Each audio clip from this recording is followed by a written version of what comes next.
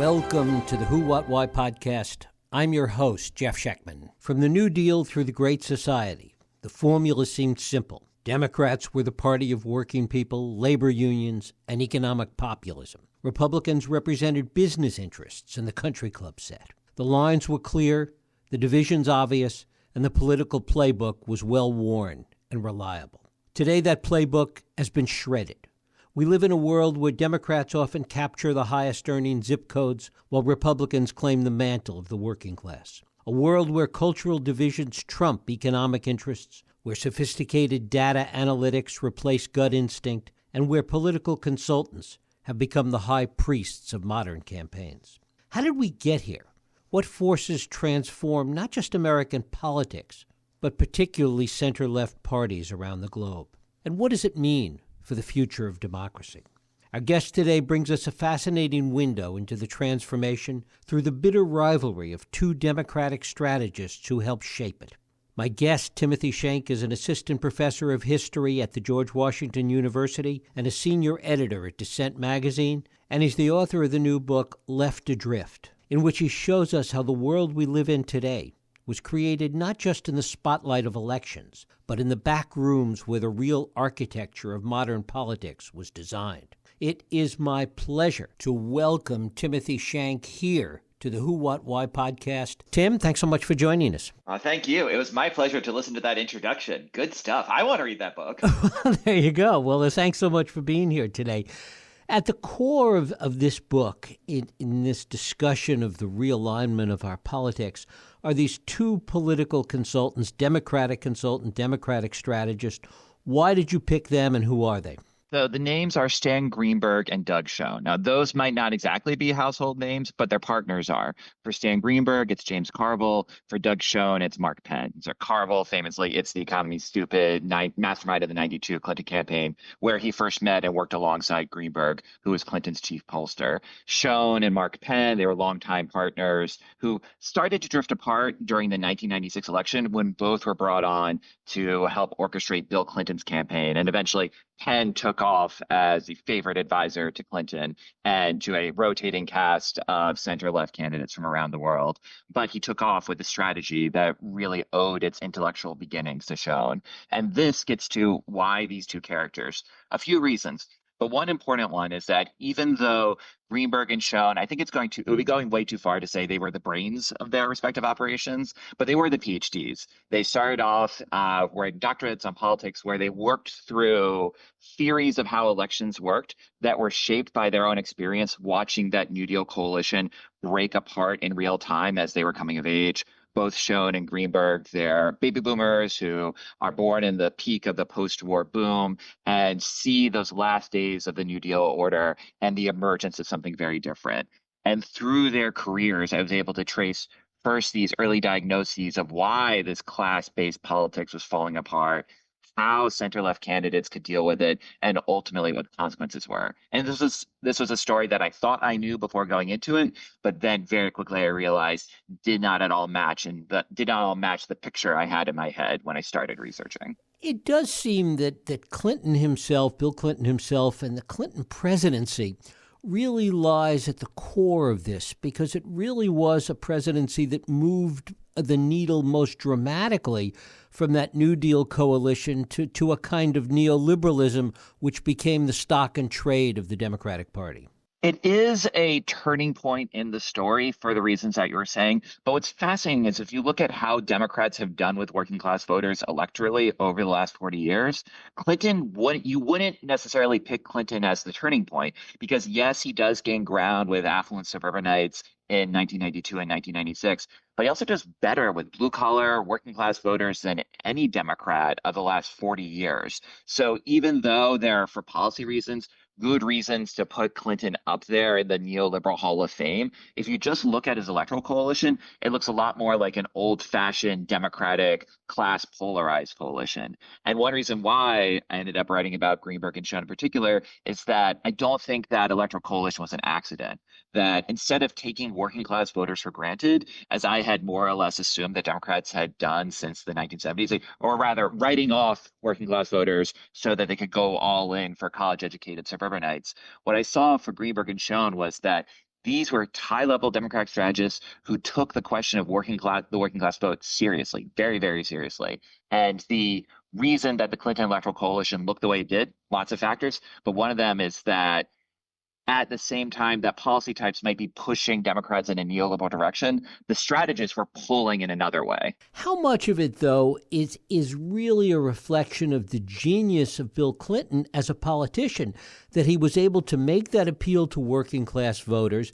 At the same time, from a policy perspective, you had Bob Rubin, you had NAFTA, you had concern about the deficit, the bond markets, etc. So genius, charisma, all the unique gifts of Bill Clinton, they are real, but they don't mean much unless you have a strategy that can tie the pieces together and that you have at least something to point to, right? Bill Clinton's, especially his popularity in the second term of his administration, I think more than anything else is attributable to the fact that real wages were high, inflation was low, the economy was delivering for lots of people. But if you look at the strategy that he ran on in 1996 in particular, he's not out there saying NAFTA is the triumphant accomplishment of my first term, and I will give you more of neoliberalism in the second. He's consciously playing to this broad center of the electorate that he thinks can be wooed through this combination of tacking to the center on cultural issues so that he promises to be tough on the border. He signs welfare reform. You can run down a list. While he's also saying that he will defend traditional democratic programs and popular entitlements like Social Security and Medicare. So in retrospect, we can see the neoliberal line, but even in 1996, and actually especially in 92, when he runs a much more aggressively populist campaign than you would think, given the way the administration is remembered today, it's a different story. But even within running that populist campaign, there was always an undercurrent, or it seems that there was always an undercurrent of something that went beyond that, of aspirational aspects to it. It wasn't just giving money away. It was really about, and welfare reform is an example of that, it was about work, it was about possibility, it was really about aspiration as much as it was giving stuff away. And this gets to a fascinating reason why you can't pin it all on the Bob Rubin neoliberal types, or at least you can't tell the story of the Clinton administration just as that. Because you know who opposed welfare reform in 1996? Bob Rubin. And you know who was really frustrated with that, the reasons why Rubin would oppose welfare reform? It was Stan Greenberg, who, by the way, one reason why he's a fascinating character, in addition to having this academic background, Greenberg the 1960s. He's a grad student at Harvard. He's working for Bobby Kennedy's campaign at the same time. He tries to have a foot in academia and in practical politics. But he's also, while he's in grad school, like a lot of grad students before then and since, immersing himself in this Marxist canon. He's reading these radical left thinkers and does come to a kind of consistent view of politics that he takes as he transitions from a Marxist grad student to pollster and consultant to center-left candidates around the world, where Greenberg sincerely believes that the path forward for the center-left is coming up with a way to restore those New Deal economically divided coalitions with a bottom-up electoral majority that can bring together the poor, the working class, the lower sections of the middle class to power a political movement that will have the muscle, the electoral muscle, to give working people a fight in a system that's tilted against them. And when Greenberg looks at welfare reform, he sees a question that is absolutely toxic with a lot of working class voters, especially white working class voters, who are convinced that society has become a kind of alliance of the top and the bottom against the middle. They see Democrats becoming this union of the affluent, college educated professionals and the poor. And if you're a working class voter who feels ignored in the middle, the story you're telling themselves is, listen, the rich people, they don't carry their fair share because they have fancy accountants who they pay to make sure that they never have to shell out anything in taxes. And the poor, they just get handouts from the government. And us productive folks in the middle, we're the only ones who are keeping the entire system going. And I'm not endorsing this perspective, but I'm saying that's a real one that a lot of people had. And from Greenberg's perspective, there are some questions like taxes on the rich where you can create a real conversation among poor, working class, middle class voters. But there are other issues like welfare reform that cut that coalition apart. And he's frustrated with Rubin, who's this Goldman Sachs, ex-Goldman Sachs executive. Rubin, to Greenberg's mind, embodies that kind of affluent, noblesse oblige, well-intentioned, progressivism of the 1% that just can't understand why these white working class voters can't be a little bit more generous like he is. And Greenberg ultimately thinks that a coalition united by shared material self-interest that can get something done for workers, but that there are all these ways it can split apart, and welfare is a classic instance. And talk a little bit about what Schoen's position was in this, and lead to why the Rubin point of view essentially wins out in the end. All right. So if Greenberg believes that the future of Democratic Party in the United States and center-left parties around the world lies in trying to rebuild these working class coalitions, essentially by running on a economically populist and culturally moderate platform, Schoen thinks that there is no chance to bring back the politics of FDR and Ronald Reagan's America, that class politics doesn't work even for blue collar voters anymore, and that what Democrats need to do is compete for the center ground in an electorate that has fundamentally tilted to the right. You can think of Schoen's politics as a kind of natural extrapolation of someone who sees the 1972 Nixon wipeout of McGovern. He sees that firsthand and is always convinced that there's some version of that wipeout could be around the corner if the Democrats move too far left. And so where Clinton's 92 campaign leans on economic populism, that's a lot harder to find in the Schoen and Penn orchestrated 1996 campaign, where but importantly, for them, it's not a question, again, of a caricature neoliberal writing off the working class altogether, because Schoen and Penn, they realize there just aren't enough college-educated professionals to win an election. They're trying to hold down losses with the working class while getting any ground that they can with college professionals. So instead of the Greenberg vision of a realignment, Schoen and Penn are just saying, we have to battle this de-alignment forever. There's not going to be a moment when we can say we're done, but we can try and hold off these larger forces. And what happens in the Clinton administration in the second term is that, for a variety of reasons, any of the big structural reforms that Clinton ran on in 92, universal health care being the most obvious of them, those don't go anywhere. But the more neoliberal parts of the package, like free trade, that survives. And the epitaph for the Clinton years is the conservative stuff mostly makes it through, the progressive stuff that falls by the wayside. And what seems like a painful sacrifice to a lot of Clinton Democrats in the first term comes to seem like an inevitable and shruggable mistake. Or is it like, okay, we didn't get everything we wanted, but the economy's booming, Clinton's popular, what more do you want? And it would turn out that a lot of working class voters in particular would want a lot more from Democrats over the years. And talk about how this would play out into 2008 and the Obama coalition. All right. One reason why I end up writing this book is that in 2009, Stan Greenberg writes a memoir, and he talks about this disturbing pattern that he noticed with his clients around the world. Bill Clinton was one, Tony Blair was another, Nelson Mandela, really fascinating collection of characters, all of whom appear in the book. And Greenberg said he noticed this pattern where he could convince his candidates to run on populist economic populism when the campaign was on the line. But as soon as the polls were closed, the candidates stopped talking to Greenberg so much and start talking to the people who run the economy. And the people who run the economy are saying, yeah, all that populist stuff worked on the campaign trail. Time to grow up. Time to think about deregulation, tax cuts, the standard neoliberal litany. And Obama doesn't quite fit into that pattern, but what Greenberg saw was a tendency for these candidates to run as economic populists, govern as kind of progressive neoliberals, rack up victories in the Culture War where they could, explain away the economic defeats, and then get angry when working class voters didn't turn out for them. Now, broad strokes, I think there's a lot to that explanation of what happened for the Obama years too. And that was what was striking to me, that Greenberg, writing in 2009, captured this crucial dynamic for Obama, who was able to do better with working class voters, including white working class voters, than is often remembered, but who handed off a party to Hillary Clinton that was ready to make this turn finally for going all in on professionals and saying farewell to the deplorables. And talk about how that turn happened, because you also have to look at it in the context of Obama's 2012 victory against Romney and the impact that had. Yeah, especially the way it was misremembered. Right. So Obama in 2012, if you listen to David Axelrod, his chief strategist, Axelrod will say time and again, the reason we won that campaign is because we portrayed Mitt Romney as a vulture capitalist who was circling the middle class with a hungry glint in his eye. It was a very old-fashioned economic populist forward campaign. Wasn't the only issue Obama ran on, but that was the frame. And Axelrod said we did that because we knew that the economy was terrible. We were running into these stiff headwinds. So class politics was our best bet.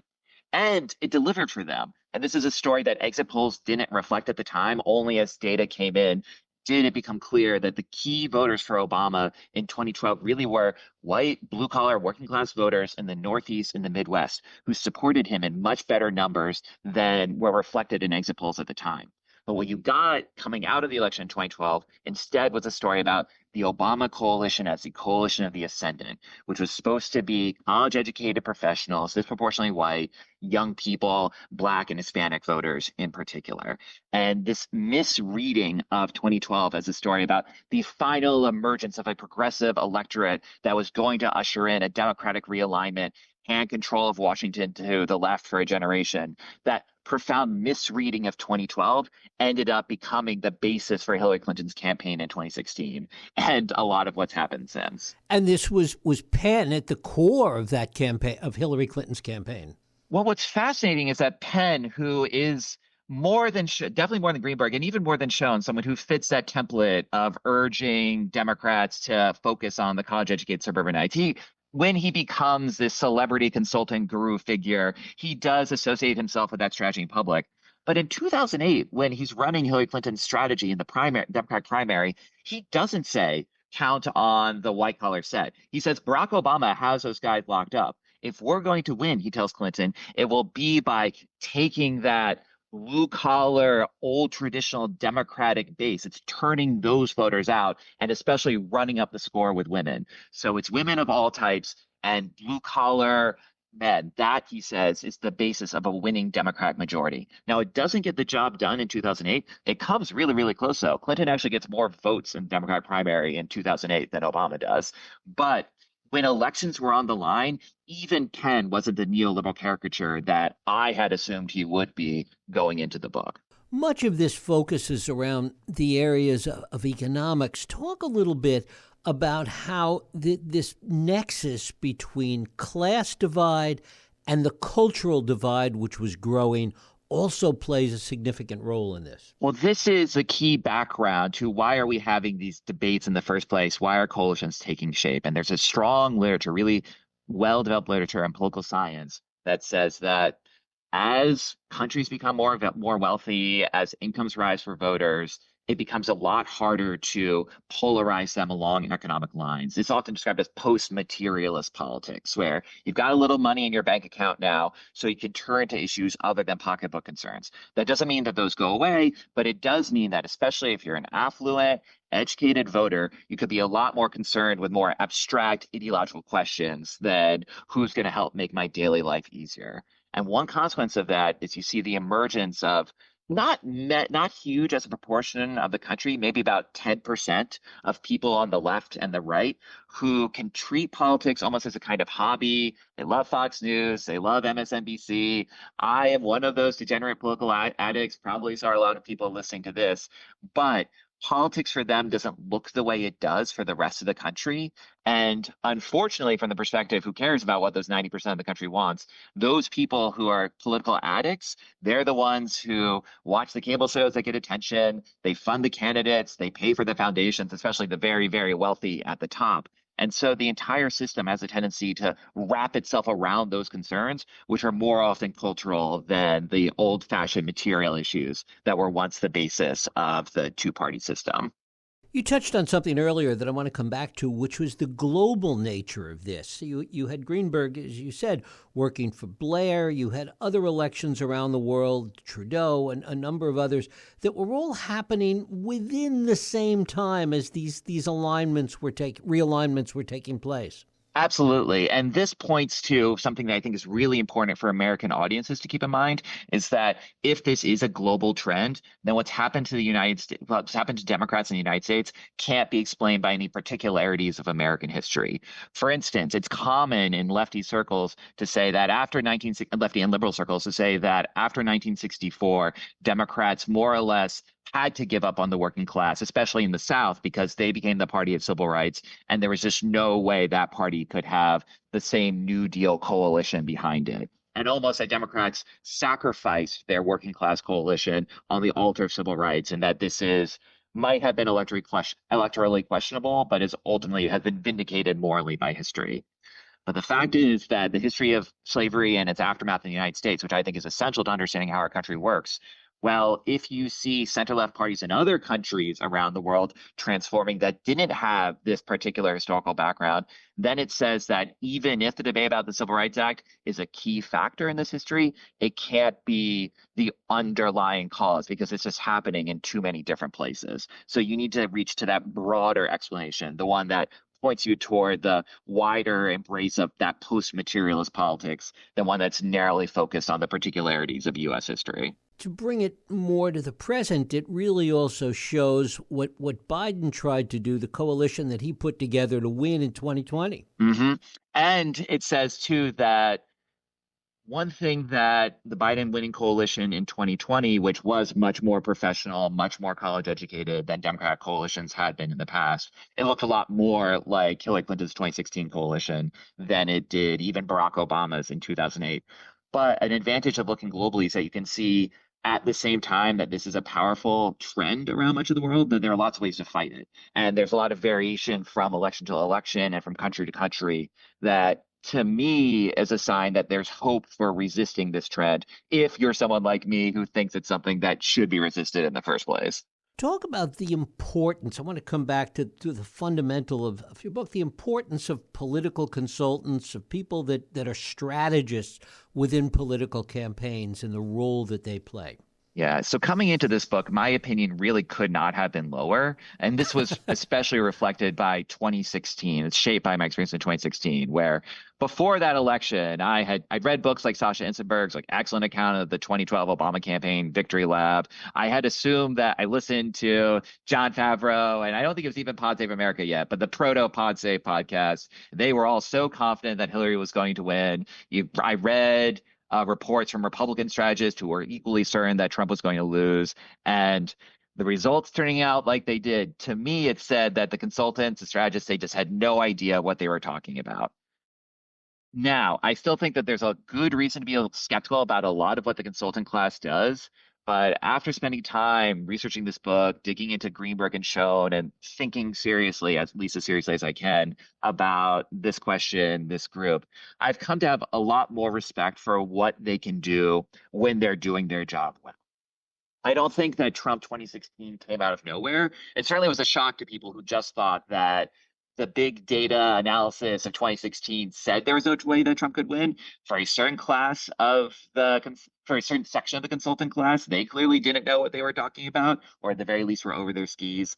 But when you look at politics with the framework that someone like Greenberg or Schoen had, one reason why I was, felt compelled to write this book is that actually it was a lot more explainable, and that includes 2024. I think that a lot of the stories that left historians, journalists, academics of all type have come up with to explain how politics work, I think they kind of fell apart last Tuesday. But if you have the underlying view of democracy that Greenberg and Schoen, for all their differences, if you have that underlying view, then I think the story starts to make a lot more sense. You also have to balance, and you see it with so many of these consultants, balancing kind of gut instinct and the experience of being around politics for so long with the degree of analytics we see going on today. And more than anything else, too, it's not just gut instinct, although that matters, but that's difficult. You cannot count on it. James Carville, who I've grown to be pretty fond of, had a piece in the New York Times shortly before the election saying the three reasons why I'm certain that Kamala's going to win. Whoops. And I think that there are also clear limits to what data analytics can tell you, from who's going to win the election, questionable there. I think there are a lot of Democrats who were surprised by how last week went, to why voters vote the way they do. Partly because of taking seriously the criticisms of someone like Sam Greenberg, who is not a fan of some of the more sort of quantitative centric kinds of political science. I've become a lot more skeptical of the type of political science that says we can explain this election by putting voters on our racism scale. We have our scientifically determined calculus that says you are a 7.8 out of 10 on my racism chart. And I've become a lot more appreciative, weirdly enough, of focus groups, which are easy to dismiss, but I think are essential for getting a kind of more nuanced, qualitative, complicated understanding of how voters are thinking. And as Greenberg pointed out, if you were to go to a lot of Obama voters in 2008, they might score pretty high on that racism scale, but they were willing to support Barack Obama because they thought he would stood a chance at least of delivering changes that would make a difference in their daily life. And that combination of taking polls seriously, not as Olympian, scientifically accurate, 1,000% timeless determinations of what the electorate really is thinking, but as rough guides to where voters are, putting in the work to try and understand both with the big picture quantitative research and the more nuanced qualitative research, how voters are thinking at the world. That I think is actually a really important part of democracy. And when consultants do that job well, they're doing something that's really important for all of us. Do you think that focus groups, which I totally agree with you, are underrated in terms of their value? And if you listen to or look at all the focus groups that were done this cycle, the stuff that Sarah Longwell did, you come away Yeah. with a lot more information than you do from Nate Silver. Or at least it's a compliment to what you're learning for Nate Silver. And this is, I think we can have a kind of balanced peanut butter and jelly, best of both worlds situation here, where you use the polls to get a sense of the big picture. And for instance, what is the overall mood of the electorate and which groups are feeling particularly satisfied, dissatisfied, what's going on this more nuanced level. They point you in direction, and then the focus groups, they're not as scientific. Don't treat them like that, but do treat them as opportunities to hear how ordinary people are understanding the world. And then it can help make sense of something that, for instance, why Trump support with Black and especially Hispanic voters might surge in 2024. We don't have entirely reliable data on this yet. It's going to be 2 months until the best numbers come in. But for now, it seems like there was real change there. And if you were just telling the story about the Trump era is a triumph of white racism that's fueling this revolt among white America, I think you would be flummoxed by what happened last week. But if you took the time to listen to what actual Black and Hispanic voters are saying about how they understand the world, the story starts to make a lot more sense to you. And finally, Tim, what does all this tell you about where we stand today? I think that a weird silver lining for Democrats is that the scale of the defeat takes away some of the too easy excuses that they use to right away dismiss Trump and Trumpism and right-wing populism altogether until now. In 2016, I was inclined to this perspective at the time. You could blame 2016, Trump's victory, Clinton's loss. You'd say, oh, Clinton had a terrible campaign. She didn't even go to Wisconsin. It was James Comey. Trump didn't win the popular vote. It was the Electoral College. This is a fluke. The progressive majority is still around the corner. 2020 is like, oh, this wasn't as close. This was closer than I would like, but still, Trump lost. Finally, this is behind us. Losing again, and especially losing the popular vote, and especially losing the popular vote in the way that that Democrats seem to have done it by losing key working class members of the Obama coalition. It says that this right wing populist thing can't be dismissed as an aberration. It's not a passing fad that will just wear itself out with time. Now, nothing lasts forever, but my read is that Trump and Trumpism, it shows that it is a broader and deeper political movement than a lot of folks on my side had been willing to give it credit for, which means that we can learn from Trump about how they pulled this off. And I think there are two lessons in particular for Democrats to keep in mind. One is the importance of movements, especially presenting yourself as part of a movement that's taking on an establishment that isn't delivering for most of the country. 70% of voters around that say the country's on the wrong track today. Then that number, that's a percent of Americans who say that the country's on the wrong track, that's been a majority position more or less consistently for 20 years now. That's a sign of deep underlying satisfaction across party lines with the way the status quo is working. And I think Democrats have done a huge disservice to themselves by making themselves, at least implicitly, the party of the establishment.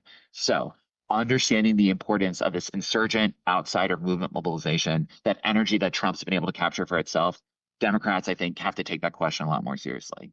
But They also have to be aware that the Trump movement succeeded in winning over a lot of these working class voters, not because Trump was just saying whatever came into his head, but because what he was saying resonated with these voters, voters who often have more populist economic positions and more culturally moderate positions. So it's not just a case that Donald Trump was running on the Mitt Romney platform of 2012. He wasn't. He moved the party to the center on Social Security. He said he was going to protect these popular entitlements like Social Security and Medicare. He even said that he would deliver real universal health care that was better than anything Obama was going to. And this year, he took pains to separate himself from the right of his party on abortion. Right? He said that this is unlike a lot of conservatives. I'm not going to say that we should have a federal abortion ban. I'm going to say that it's a state issue, so that if you swing voter in Michigan, Wisconsin, Pennsylvania, who are pro-choice, you can vote for me and not worry about losing your own access to abortion.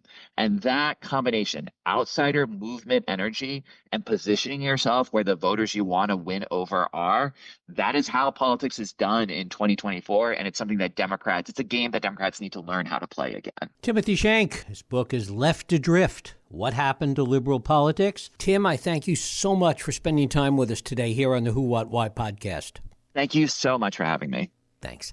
And thank you for listening and joining us here on the Who, What, Why podcast. I hope you join us next week for another Who, What, Why podcast. I'm Jeff Sheckman. If you like this podcast, please feel free to share and help others find it by rating and reviewing it on iTunes. You can also support this podcast and all the work we do by going to whowhatwhy.org/donate.